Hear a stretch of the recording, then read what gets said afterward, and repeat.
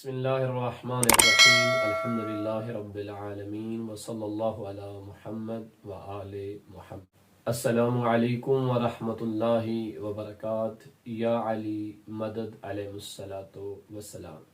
سلسلہ گفتگو ہر روز ایک فقہی مسئلہ کے متعلق جاری و ساری تھی، اور ہم فقہ کو سمجھنے کے اعتبار سے اپنے دیکھنے والے اور مومنین کو وہ اہم نقاط، وہ اہم پوائنٹ بیان کر رہے تھے کہ جن کو عموماً لوگ سمجھتے نہیں ہیں۔ ان کا معنی، مطلب، مفہوم کیا ہوتا ہے فقہ میں۔ جب ایک مرجع جس کی آپ تقلید کرتے ہیں اس کی کسی کتاب میں اس لفظ کو پڑھتے ہیں تو اس کا مطلب اور معنی آپ پہ واضح نہیں ہوتا۔ تو یہ سلسلہ گفتگو ہمارا جاری و ساری تھا۔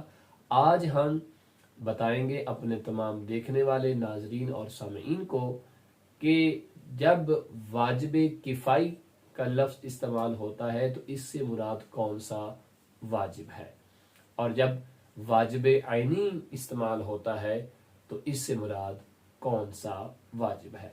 تو یاد رہے، واجب عینی اور واجب کفائی، ان دونوں میں کیا فرق ہے؟ واجب عینی وہ واجب ہوتا ہے جو شخصاً ہر انسان پر واجب ہوتا ہے۔ یعنی کیا مطلب؟ یعنی وہ اگر میں خود انجام نہیں دے سکتا یا نہ دوں، زندگی میں حیات ہوں، تو وہ دوسرا فرد انجام نہیں دے سکتا۔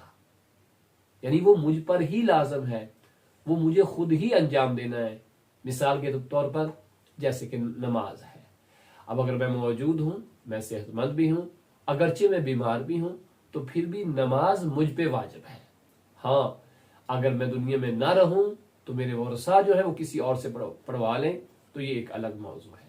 لیکن واجب عینی کا مطلب یہ ہے کہ وہ ہر فرد پر شخصاً واجب ہوتا ہے۔ اب میری نماز میرے پر واجب ہے، اور میرے باپ کی نماز میرے باپ پہ واجب ہے، میرے بچوں کی نماز میرے بچوں پہ واجب ہے۔ ایسا نہیں ہے کہ باپ اگر مشغول ہے، بیزی ہے، تو اپنے بڑے بیٹے سے کہہ دے، بڑی بیٹی سے کہہ دے، بیٹا میں کام کر رہا ہوں، میرے اسی کی نماز پڑھ دو۔ ایسا نہیں ہے، بلکہ وہ انسان کو شخصاً خود ہی انجام دینا ہوگا۔ ایسے واجب کو واجب عینی کہا جاتا ہے۔